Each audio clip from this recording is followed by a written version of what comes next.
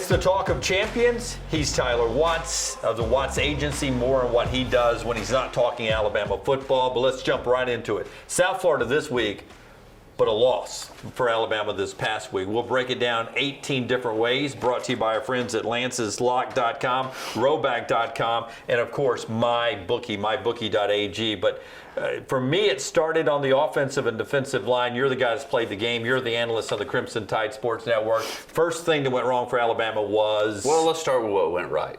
All right, first, we're going to go right first. Okay. We're going to go right, wrong, and then right again at the end, because you got to end every conversation positively.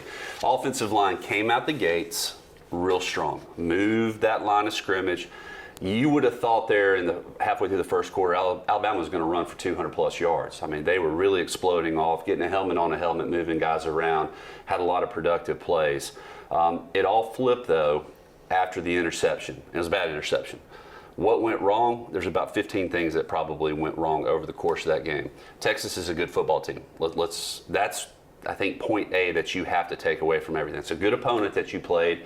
Texas played not flawless, but they didn't make any catastrophic mistakes, and Alabama did. And that ended up being the difference in the ballgame. Now, the two turnovers obviously were horrible. There's no way that you can have one-on-one coverage out there and throw it into coverage when it's a clean field of vision, your arm didn't get hit, it's not clustered up. You just can't have that, and especially where you are on the field.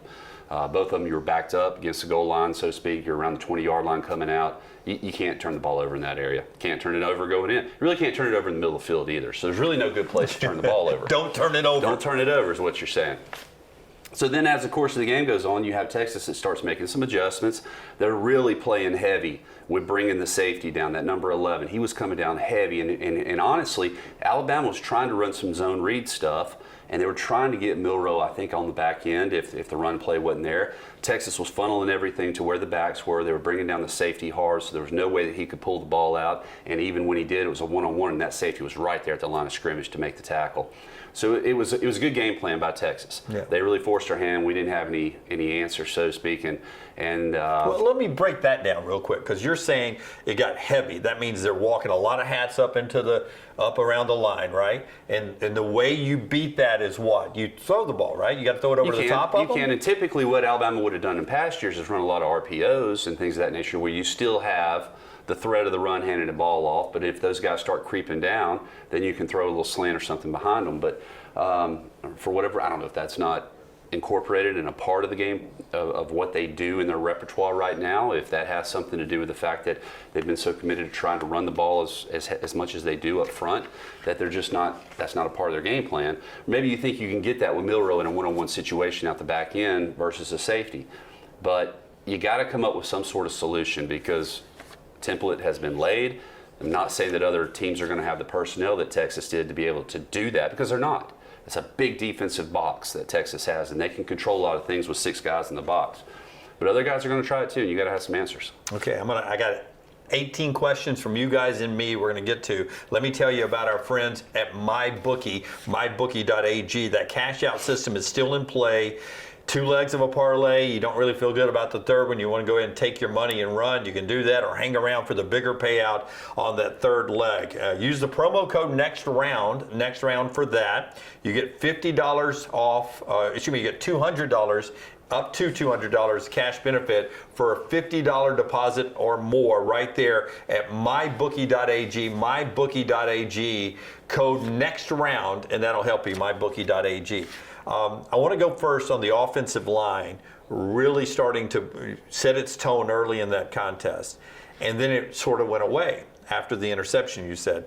Is that when, at first in a game, maybe their coach and their defensive minds were sitting there going, well, let's see what we can do with this number in the box against their offensive line? And at that point, when they saw that they couldn't control it, is that when they started to get heavy in the box and want more people up to offer, and that's when they were able to slow the Alabama run down a bit? Well, you think about this, and I think everyone even coming into the season would have said, let's take away the run and let's see if Ford can beat us. Right. Let's see if he can read coverage. Let's see if the receivers are good enough to create separation. And after a series or two, you kind of get a good gauge of, especially when your players come off the field and they're telling you, I got this guy, or it's a handful, I need a little bit of help.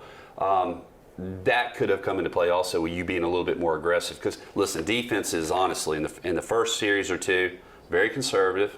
They don't know what's about to get thrown at them. They want to keep everything in front, not make a big mistake, and then start making adjustments off of how they see the game going. Is there a lot of conversation like between coaches and players? Like you're walking off the field, first series, second series, and you have DBs literally saying to coaches, "Oh, I got my guy. You don't have to worry about me. I don't need as much help." Does that happen? 100% of the time. Yeah. And it's 100% of the time they're going, "I got this guy. Yeah. I'm going to own him today." You're never going to see a DB say, "Boy, this guy's more than I can handle," unless he just got thrown on up and down the field on him. Very confident group of guys, though. So, and you want to see that eagerness. And the line play, obviously, is also going to have a lot of conversations of what they're seeing, what they're feeling, what they're experiencing up front that can, I'm not going to say it's greatly going to alter, but it might adjust one or two things of more how to work together on certain plays. You're not going to change plays, but maybe how you attack those certain plays. Michael and several people sent questions in. One of the questions that we got from our viewers that they wanted you to address is, as a quarterback, when the offensive line is setting the pocket, protecting you, do you have a place you need to be in the pocket? Or can you sort of drift? I don't think the word's happy feet, but if you start drifting out of a place, at some point, do you compromise your protection by not really staying where you need to stay in the pocket? And did you see that from Milroe any the other night? I didn't see it from him. I saw us getting beat on the edge a couple of times and getting some pressure coming across the front that took away the ability to step up. Quarterback does have to be in a certain area, but then he has freedom of movement within that space depending on what is going on with the 5 guys around him or the 6 guys when you start adding a running back.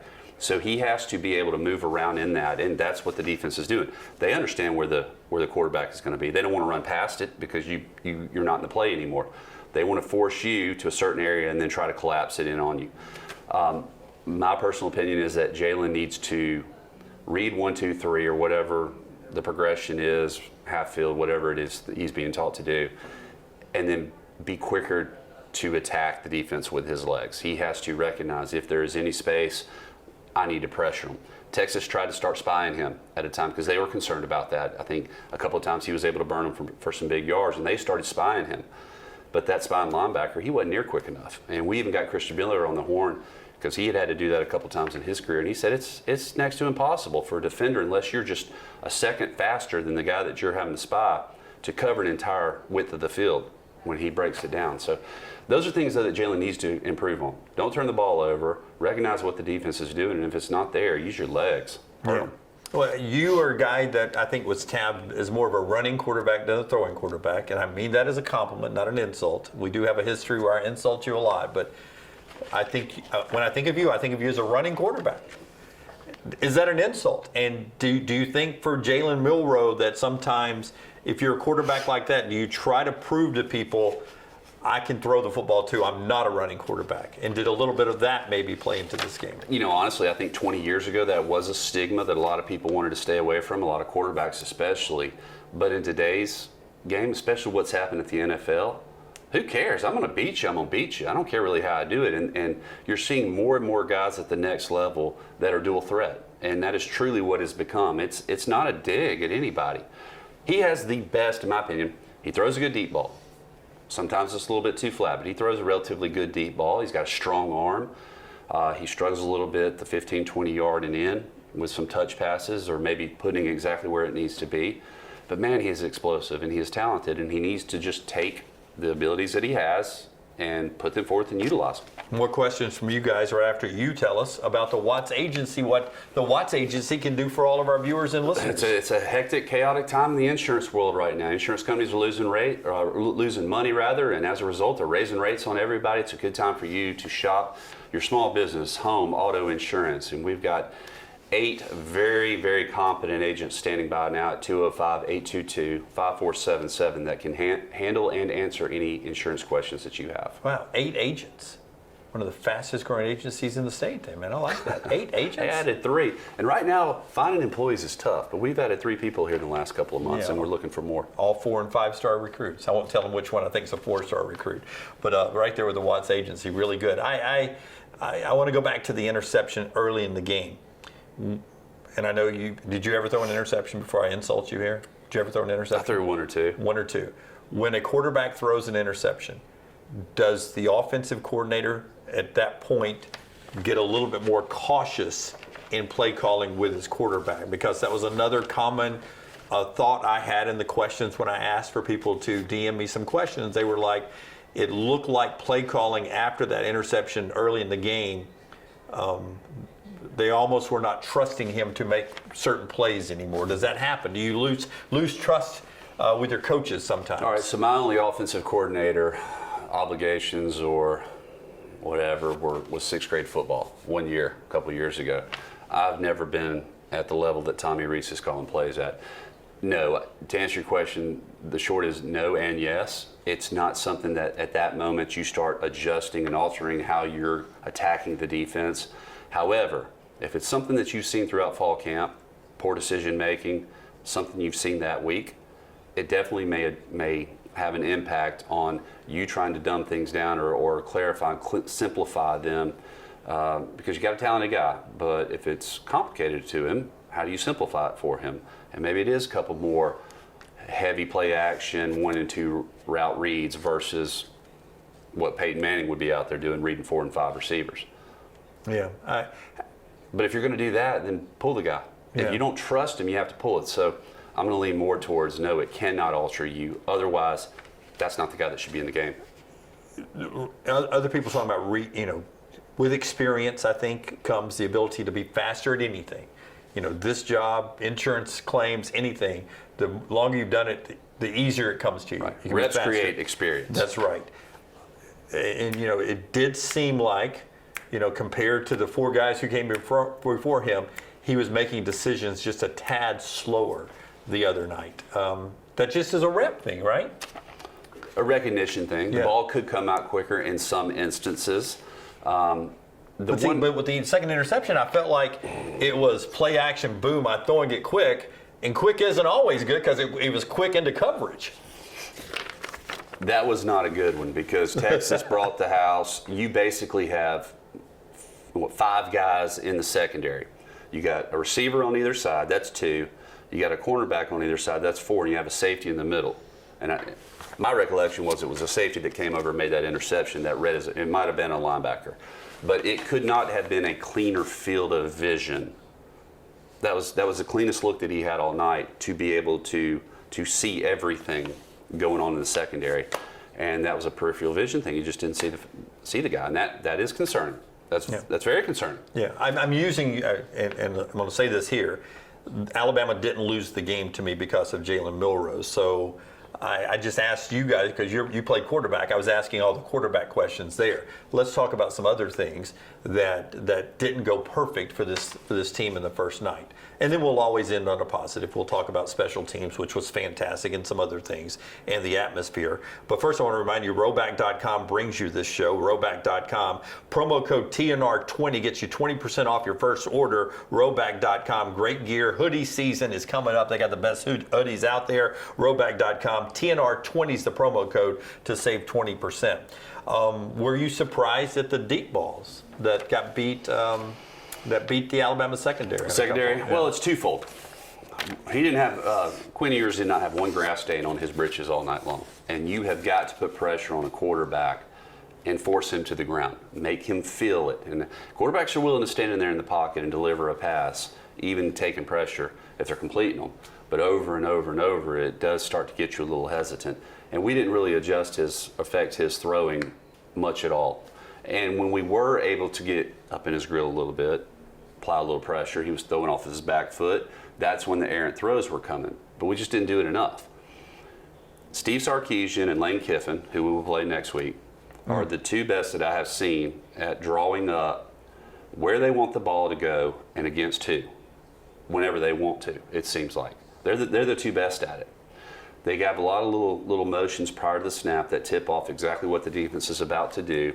They can get guys in the right place. They'll put a tight end on the edge. They'll put a running back on the edge, try to get those faster guys on safeties versus off corners.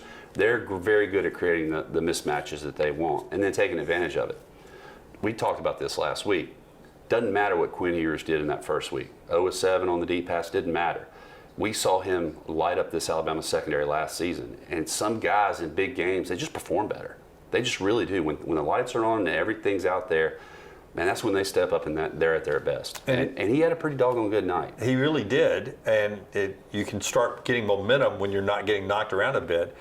But he's got really good receivers, too. And some of those catches those guys made, including Xavier Worthy on that first touchdown catch, where he basically launched, it looked like a punt the way it came out of his hand. It was eye level with where we were sitting. Yeah. He threw a moonshot that was, I know I got one-on-one coverage and there's nobody else out here but these two guys. I'm going to throw it as far and as high as I can and let him adjust to it, which is brilliant.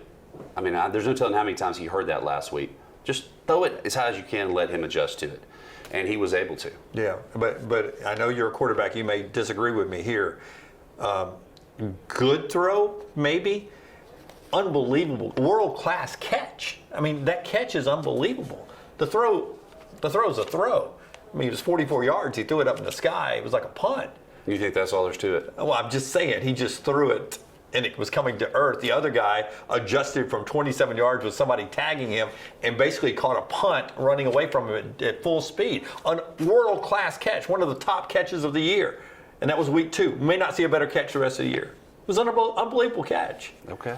You don't disagree? Well, I'm not agreeing or I'm not disagreeing. I mean, I'm not gonna go. I don't know.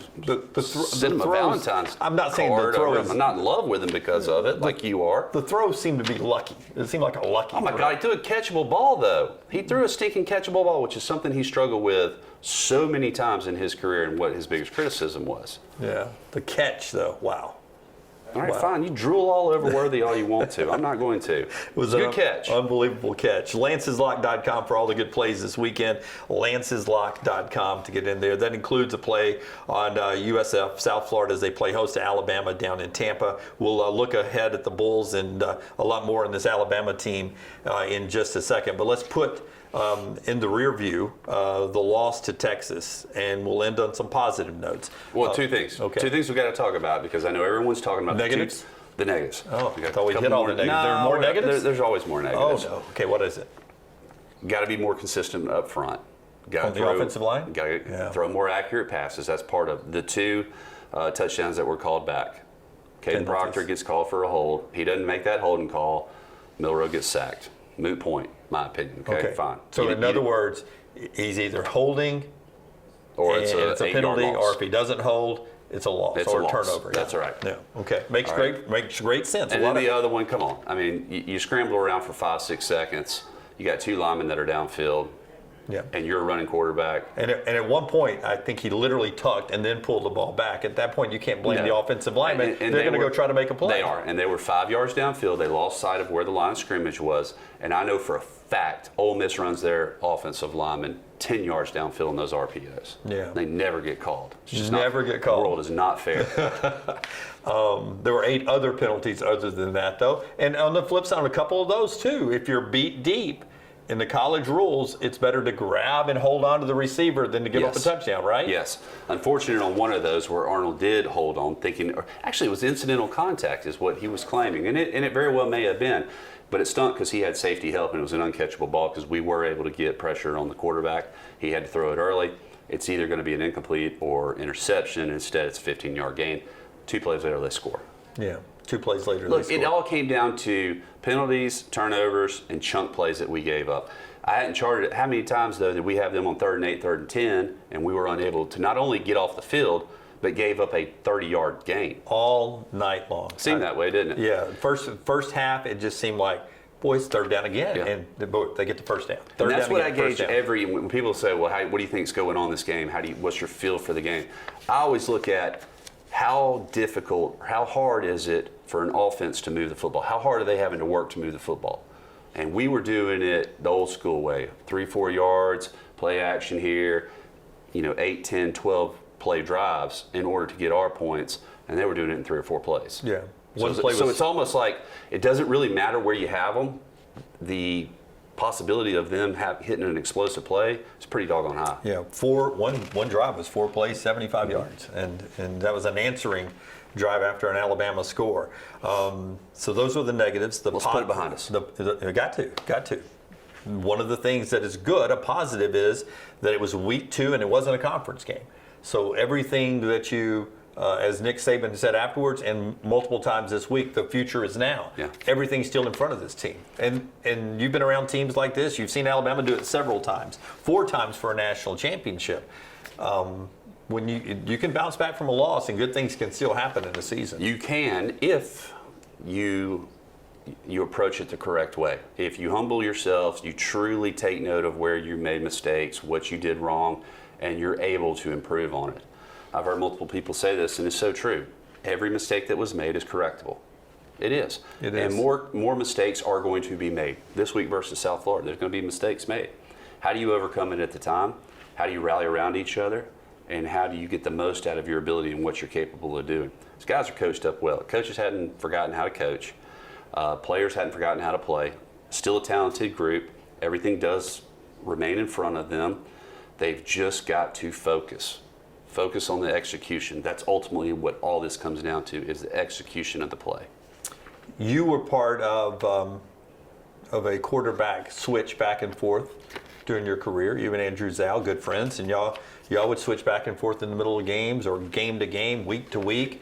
How tough is it going into this week with South Florida that there have been discussions of Tyler Buckner maybe getting a few snaps with the ones in practice? You've had to look over your shoulder before. Can that be distracting? Or can it be motivating? It can be both. It depends on the personality of the player and how competitive they are. And that's ultimately what it comes down to. The guy that starts worrying about his performance and is concerned about executing immediately or making a big play immediately, pressing the issue immediately is going to make a mistake.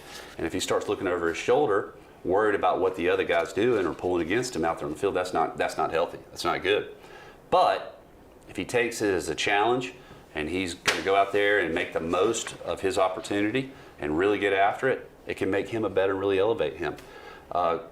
Jacob Coker went through the same thing. He was the starter at the beginning of the season, lost it, and then got it back. And he got it back in a challenging circumstance in Tuscaloosa versus Ole Miss back there in 2015. Yep. Is when it was, and he played a great game. And from that day on, because of his competitive nature and the fact that the team rallied around him because he didn't quit, he didn't give up, they were able to do something special. I told Jake Coker one time he reminded me of Tyler Watts. Oh, Lord have mercy. He just grinned ear to ear, didn't he? He did.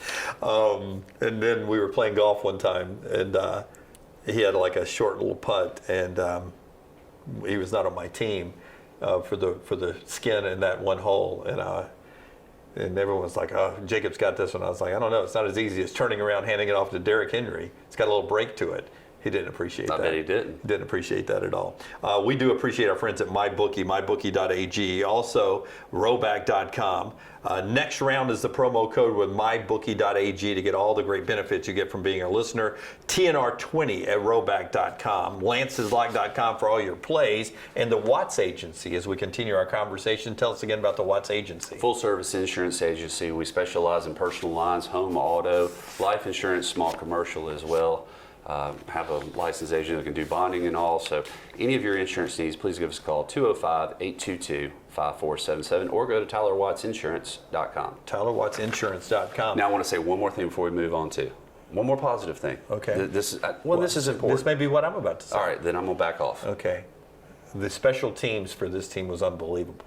The place kicking and the punting was tremendous in this game for Alabama. In a big game setting like that, I thought Burnup and Reichard was spot on. Take away the turnovers, the points off of turnovers. This game comes down to one possession. And just like last year, that could have been the difference in the ball game had we been able to utilize them, but it was a moot point. But yeah. you like to have them. You'd much prefer have them than not have them. Yeah. Alabama's found out that how many games have they lost over the last 10 years? However many they've lost, it's all been because of special teams. Some missed kicks, some points left out there. Yeah. What was your positive? What was the other one? I get to look on your that face that it was not. The one takeaway, and we're all critical on the quarterback, and easily so, because it's the most obvious. Well, if this doesn't happen, they don't get the points. That's the difference in the ball game.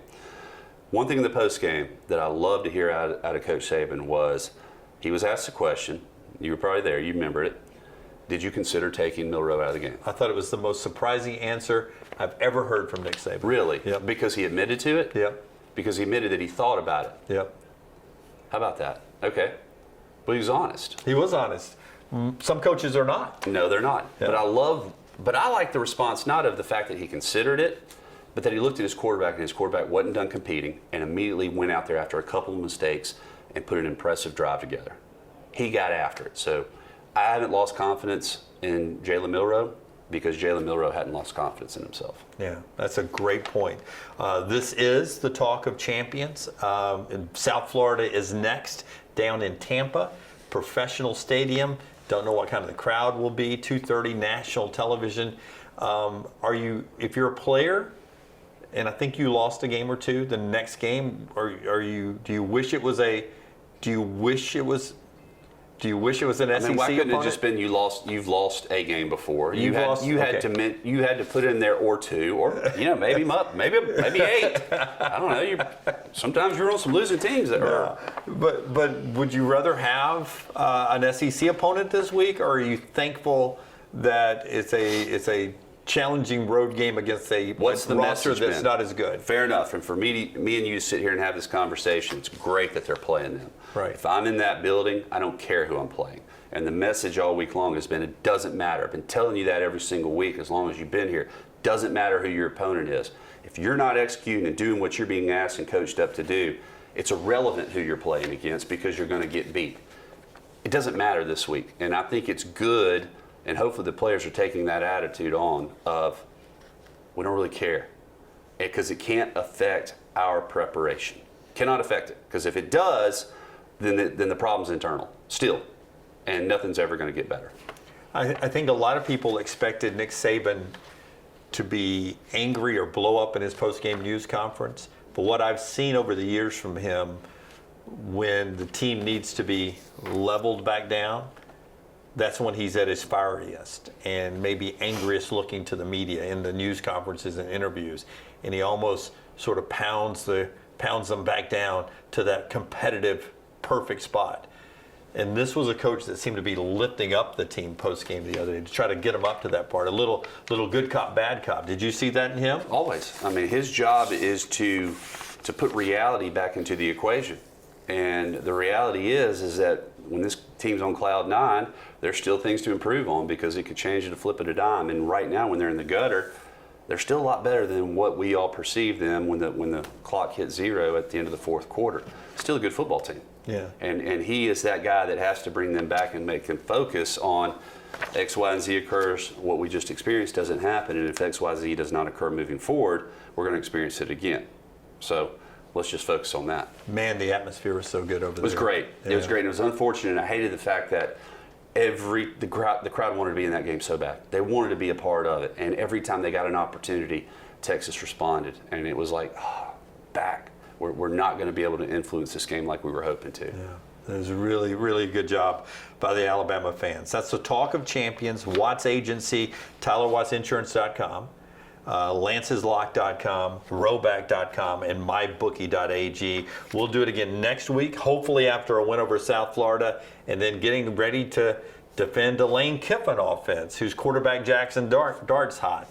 And they'll come to town with a running game and a receiving core. Good preparation here, though. The pace of the offense, making sure the communication is where it needs to be. All this lines up as we go into SEC play next week versus Ole Miss. So it'll be a good test for this football team. All right. This is usually where we throw our Cokes and Golden Plate chips away in the old coaches show. Because you ate them? Yeah, because we ate them. We got to start popping Cokes for this. We'll start them up. That's Talk of Champions. He's Tyler Watts, and we'll see you next week.